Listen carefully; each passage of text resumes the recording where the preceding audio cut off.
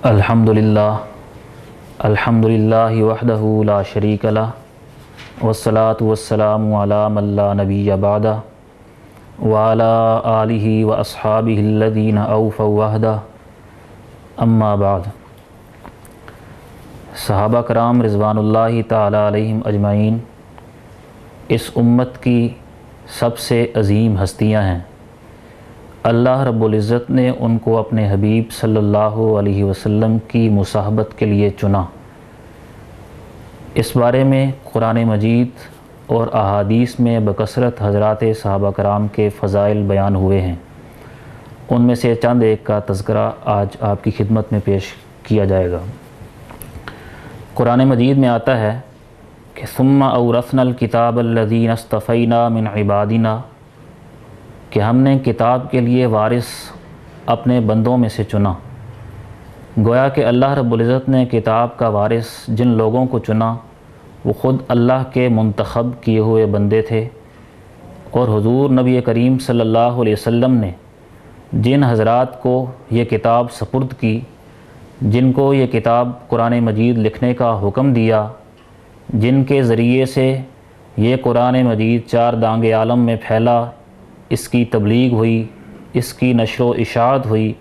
یہ سارا کا سارا کریڈٹ حضرات صحابہ کرام رضوان اللہ تعالی علیہم اجمعین کو جاتا ہے۔ اسی طرح احادیث مبارکہ میں بھی بکثرت حضرات صحابہ کرام کی فضیلت بیان ہوئی ہے۔ حضور صلی اللہ علیہ وسلم کا ارشاد گرامی ہے کہ ان اللہ اختارنی واختار لی اصحابی، کہ بے شک اللہ رب العزت نے میرا انتخاب کیا اور میرے لیے میرے صحابہ کو چنا۔ تو گویا کہ اس میں حضور صلی اللہ علیہ وسلم کی بھی اس آیت مبارکہ کی تائید میں یہ اقوال آ گیا کہ حضرات صحابہ کرام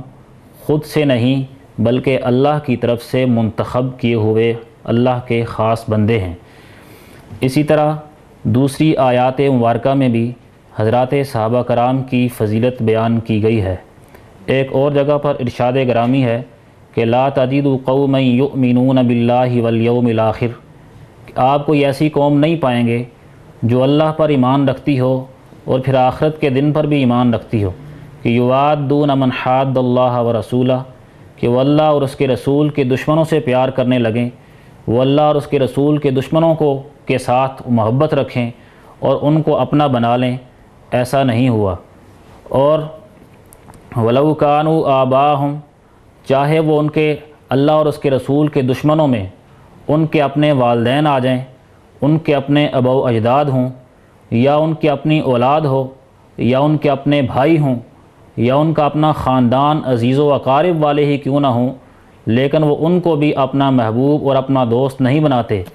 اس لیے کہ وہ اللہ کے اور اس کے رسول کی دشمنی میں آ گئے ہیں۔ اس کے لیے ایک واقعہ آپ کی خدمت میں اس کی تھوڑی سی وضاحت کے لیے پیش کرتا چلوں۔ حضرت ابوبکر صدیق رضی اللہ تعالیٰ عنہ کے بارے میں آتا ہے کہ جنگ کے میدان کے اندر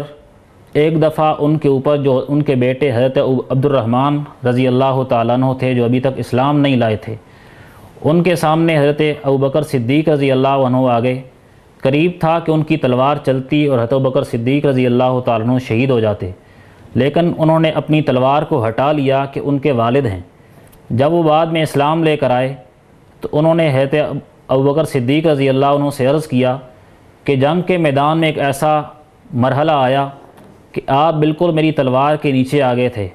قریب تھا کہ میں اپنی تلوار چلاتا اور آپ بالکل قتل کر دیے جاتے، لیکن میں نے دیکھا کہ میری تلوار کے نیچے میرا والد ہے، تو میں نے آپ کا لحاظ کرتے ہوئے اپنی تلوار کو روک لیا تھا۔ تو اس کے جواب میں حضرت ابوبکر صدیق رضی اللہ تعالیٰ عنہ نے ارشاد فرمایا کہ آپ نے تو میرا لحاظ کر لیا اور مجھے چھوڑ دیا، لیکن اگر میری تلوار کے نیچے آپ کی گردن آ جاتی تو میں آپ کو کبھی معاف نہ کرتا، اس لیے کہ میرے نزدیک اللہ اور اس کے رسول کی محبت زیادہ ہے۔ میں اللہ اور اس کے رسول کے سامنے کسی اور کو اپنا بنانے کے لیے تیار نہیں۔ اس سے ثابت ہوا کہ حضرات صحابہ کرام رضوان اللہ تعالیٰ علیہم اجمعین اللہ اور اس کے رسول کے حکموں کے آگے اپنا سب کچھ قربان کرنے کے لیے تیار تھے۔ وہ یہ نہیں دیکھتے تھے کہ ہم کیا کریں، بلکہ وہ ہر کام میں، ہر عمل میں، ہر حکم میں اللہ اور اس کے رسول کے احکامات پر عمل کرنے کو ترجیح دیتے تھے۔ اسی طرح ایک دوسری آیت مبارکہ میں بھی حضرات صحابہ کرام کی فضیلت کچھ اس طرح سے بیان کی گئی ہے کہ لیکن اللہ حبب الیکم الایمان وزینہ فی قلوبکم وکرہ الیکم الکفر والفسوق والعصیان اولئک هم الراشدون۔ خود اللہ رب العزت فرماتے ہیں اپنے صحابہ کرام کے بارے میں کہ ہم نے تمہارے دلوں کے اندر ایمان کو محبوب بنا دیا ہے کہ تم لوگ ایمان کو اپنا محبوب بنا کر اس کے پیچھے چل رہے ہو۔ اسی طرح فرمایا وَزَيَّنَهُ فِي قُلُوبِكُمْ، تمہارے دلوں میں اس ایمان کو بڑا مزین بڑا خوبصورت کر کے پیش کیا کہ تم لوگ اس ایمان کے لیے اس ایمان کو اپنا محبوب سمجھتے ہو اور اس کے لیے اپنا سب کچھ قربان کرنے کو تیار ہوتے ہو۔ وَكَرَّهَ إِلَيْكُمُ الْكُفْرَ وَالْفُسُوقَ وَالْعِصْيَانَ، اور تمہیں کفر سے، فسوق سے، نافرمانی اور عصیان سے تمہیں بالکل اس میں نفرت دے دی کہ تم اس کی طرف، اس راستے کی طرف نہیں جاتے جو اللہ اور اس کے رسول کی نافرمانی والا راستہ ہے۔ اولئک هم الراشدون، پھر آخر میں حکم لگا دیا کہ یہ لوگ بڑے ہدایت یافتہ لوگ ہیں، انہیں ہدایت کا سرٹیفکیٹ اللہ رب العزت نے خود ارشاد فرمایا، جس سے معلوم ہوا کہ حضرات صحابہ کرام بڑے فلاح یافتہ جماعت ہے، ویسی جماعت ہے کہ جس کو جنت کی خوشخبری اللہ رب العزت نے اپنے حبیب کے طفیل، اپنے حبیب کے واسطے سے اسی دنیا میں ہی دے دی کہ رضی اللہ عنہم ورضوا عنہ، اللہ بھی ان سے راضی اور وہ بھی اپنے اللہ سے راضی ہو گئے۔ ویسی فوز العظیم بڑی کامیابی پانے والے لوگ اور بڑی کامیابی والی جماعت تھے۔ حدیث مبارکہ میں حضرات صحابہ کرام کی فضیلت بکثرت مقامات پر آئی ہے۔ ایک جگہ پر ارشاد ہے، حضرت ابو ہریرہ رضی اللہ تعالیٰ عنہ روایت کرتے ہیں کہ حضور صلی اللہ علیہ وسلم نے ارشاد فرمایا کہ لا تسبوا اصحابی، کہ میرے صحابہ کو گالی نہ دو۔ فوالذی نفسی بیدی، قسم ہے اس ذات کی جس کے قبضے میں میری جان ہے، کہ مثلا کہ لو ان احدکم انفق، اگر تم میں سے کوئی خرچ کر دے مثل احد، ایک احد پہاڑ کے برابر، وہ کوئی صدقہ کرے، کوئی سونا لے کر آئے اور اس کو اللہ کی راہ میں خرچ کر ڈالے، لیکن اس کے مقابلے میں ایک صحابی وہ ایک مٹھ وہ اللہ کے حضور صدقہ کرے، تو وہ ایک صحابی کا وہ ایک مد صدقہ کر دینا، وہ ایک عام انسان، ایک غیر صحابی کا احد پہاڑ کے برابر صدقہ، سونا صدقہ کر دینے سے افضل ہے۔ اس میں حضرات صحابہ کرام کی بہت ہی زیادہ فضیلت وارد ہوئی کہ دیکھیں حضرات صحابہ کا ایک اتنا چھوٹا سا عمل ہماری ساری زندگی کی عبادات سے افضل ہے۔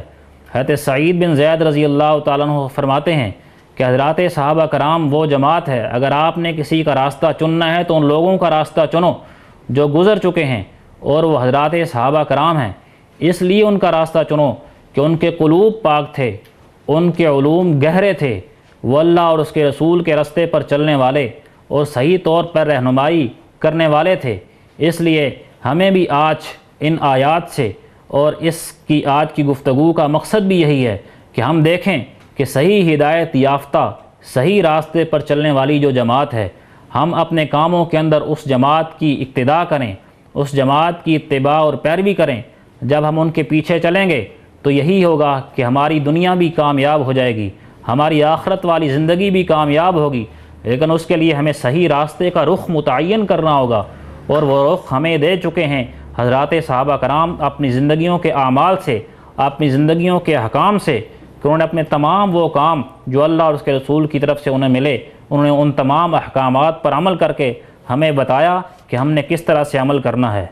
اللہ رب العزت مجھے اور آپ کو حضرات صحابہ کرام کے فضائل سمجھ کر ان کی اقتداء پر چلنے کی توفیق عطا فرمائے۔